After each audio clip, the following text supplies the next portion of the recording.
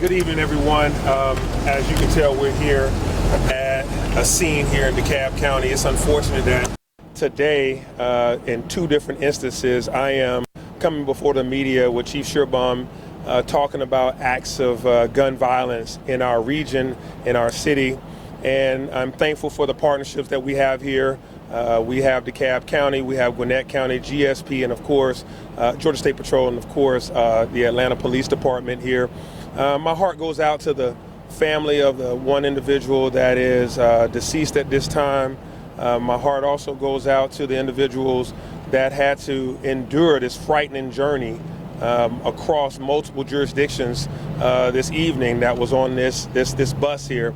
And also earlier today, we had individuals at the Peachtree Center Mall downstairs at the food court that were shot by another individual. So today has been a very active day. But let me be clear, we're talking about gun violence that is as a result of too many people having guns in their hands. When Chief explains to you that one of the individuals had 11 arrests and another one had 19 arrests, you're talking about people that should not have been on the streets with guns. I think mental health is going to play a role in some of this, but you're talking about too many guns in the hands of individuals that should not have guns.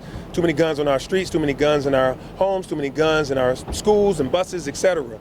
And so this is clearly an indication that something and more needs to be done. It doesn't stop at one jurisdiction, as you've seen today. This individual has held someone to a driver at gunpoint across multiple jurisdictions. And so we all have to say enough is enough when it comes to too many people having guns in their hands and using them in violence.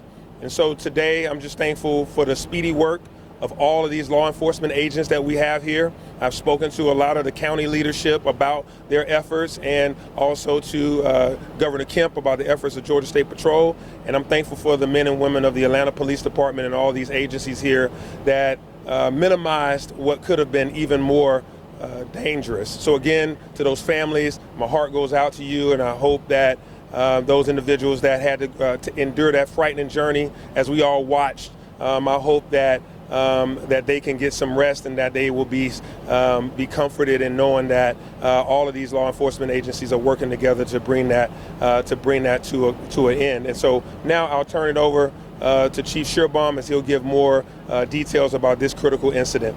Thank you, Mr. Mayor. Appreciate your leadership today. I also want to thank our partners at the DeKalb County Police Department, Chief Ramos, Chief Smith over at Gwinnett, and thank you, Captain and Major, for your assistance from Georgia State Patrol. As we were concluding the briefing a short while ago in downtown Atlanta of the shooting at the Peachtree Center Mall, our 911 center at about 4:30 received a report of an emergency on a bus that was at 45 Ivan Allen Boulevard in the city.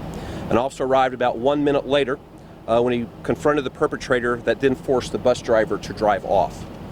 Our initial call was of a gunman on the bus that was holding hostages, and possibly there had been a discharge of a weapon. That was the initial 911 call. That call disconnected, and so officers were following the bus at that time. Then we received a 911 call from a family member of an occupant of the bus saying he was receiving text messages that there had been a hijacking and that individuals were being held hostage against their will. And then a short time later, we received another 911 call, also from the bus. And that line remained open for the entire time, including the termination that you see behind me by the local law enforcement partners. It was that information that our call takers and dispatchers were hearing that was fed initially to the Atlanta Police Department, and then to the Georgia State Patrol, and then our partners at Gwinnett and DeKalb County to craft an end of this hostage situation that played out today that that you all carried live on the news. There were 17 individuals on the bus, including the bus driver. Unfortunately, as the mayor has stated, one individual has died of injuries which we believe to be a gunshot wound. This is going to be a joint investigation by the Atlanta Police Department as well as from the Georgia Bureau of Investigation. We currently do have in custody a 39-year-old Joseph Greer. Last known address was Stone Mountain, Georgia. There's a common theme here from what happened earlier today. Mr. Greer is a convicted felon. 19 prior arrest cycles that appear to be armed with a handgun. They use that handgun on citizens on the bus behind us. I again want to thank the Georgia State Patrol, Gwinnett County, and DeKalb County. You saw the collective effort and dedication of law enforcement working today to save lives, to rescue hostages, to make sure this ended. And then, who we rarely seen, the 911 call takers and dispatchers that remained on the line, relaying information to see this come to a resolution. And I want to again thank the men and women of the Atlanta Police Department. You stayed in the chase all the way here. You're behind me investigating this crime with our GBI partners, and you continue to investigate back in the city. I always see the work that you all do. I'm going to turn over now to Captain Burns from the Georgia State Patrol, who can give more information regarding the efforts undertaken by that agency once the Atlanta Police Department handed off to them when the pursuit entered into Gwinnett County. Captain. So I'm going to be very brief, basically because this investigation, it's still under investigation, so we can't say a whole lot at this time. But we did receive a call for assistance from the Atlanta Police Department, and we did send troopers to assist with the pursuit of this bus.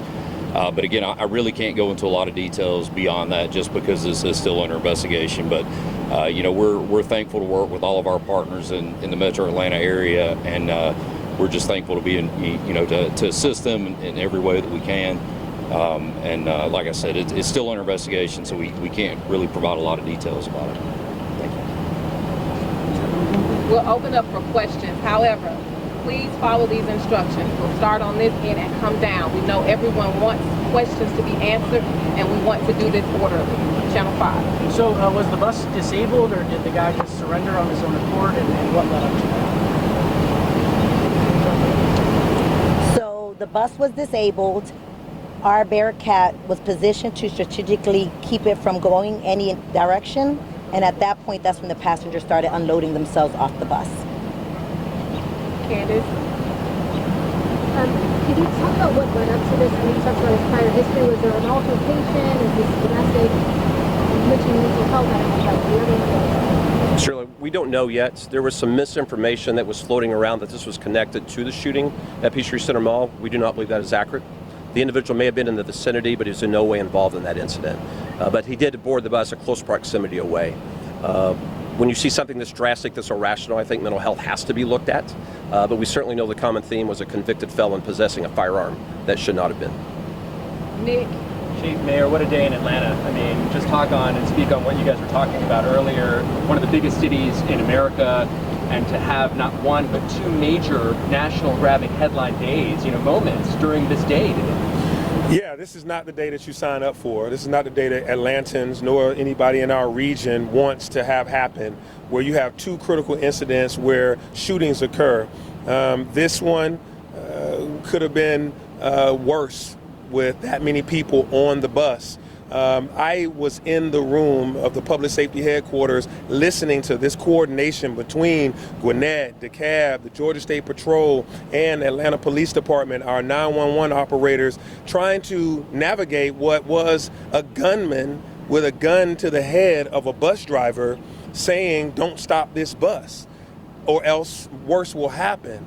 This is the type of thing that obviously no one it seems like the movies. And ultimately, they brought this issue to an end.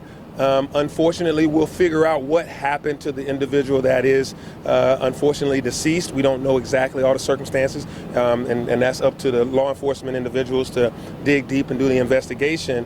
But I'm also, as remorseful and sad I am that somebody lost their life, I'm also thankful that this trained group of individuals that were very coordinated were able to make sure that more people weren't injured or killed in this instance. And then going to earlier today in a place of business where folks are down there getting a late lunch. They're just going about their business, and then an individual shoots three people. And I'm just thankful that Atlanta Police Department is in coordination with the Peachtree Center, and that within less than a minute, an Atlanta police officer was able to shoot the suspect and bring him down. Both of these individuals still had guns on them when they were arrested. One with 11 arrest cycles, one with 19 arrest cycles. Both of them had guns in their possession. So that tells you, one, that guns are in the hands of folks that shouldn't have them. A person that's been arrested 11 times, a felon, and another 19 times, this is a problem. And so, you know, but going back to a day in Atlanta, no mayor, no chief, no, you know, sheriff, nobody wants to have a day like this. But I do want the men and women of the Metro Atlanta region to know that you're in safe hands, that law enforcement is on the case, that we are coordinated, we work together, and that the crime is down overall, violent crime is down. So this day is not indicative of all the days of the city of Atlanta, but this is the day we'll never forget, and this is unfortunate. Candace. One more question for investigators. You got a lot of families who are waiting on their loved ones right now. Any idea when they'll be able to reunite with them after this crazy afternoon? We're working very quickly to do that. They have valuable information that we need. We are caring for them, making sure they're getting food and water and have a safe and comfortable place to be. So be patient, and as soon as we can get that reunification going, it will occur. No timeline right now, but as quickly as we can make it happen. Do you have an ID on the victim, and can you give us the status of the bus driver? Certainly, we're not going to release the name of the victim at this point, so family notification can occur. Right now, the bus driver, as you can imagine, is shooken up. He's been through a very harrowing experience, and just his commitment to the passengers on board, I think, will be noted later at the appropriate time. But I think he's also a hero today, as he was in a very dangerous situation that played out. Are there cameras on the bus? Anything else that can help out with this investigation? And what are the next steps? And we'll be determining that. Any recording devices that were on board will certainly be part of the investigation. We are just a couple hours into this, so that will play out as the days progress. Do you know at what point the suspect opened fire? Was it right here? Was it back in Atlanta? We're determining that, sir. Yeah, we're going through the open lines. There were some gaps, obviously, between the first 911 call and the second one that we actually had clarity. So there's some gaps in there. We don't know exactly when it played out. How was the bus disabled? I think there was a variety of efforts that were underway. Chief Ramos, I don't know if you want to speak to that, but there are a variety of efforts. Well, at the last notice we had so the tires were balding on one side of the bus. As you see, it's leaning towards the right. So we were able to position our Bearcat to keep it from moving any further, thus allowing the bus to be immobilized. So the bus went off the road and that's when it stopped? Yes, sir. And I know you said the incidents were not related at all. Were any of the suspects related? There are rumors floating around social media that maybe the gunman on this bus and the gunman at the hub were related. Yeah, we've heard the same rumors. Right now, we do not believe that is the case. Of course, if we determine that to be true, we'll let everyone know. But as we stand here at the moment, that just appears to be a rumor that is not substantiated in any way.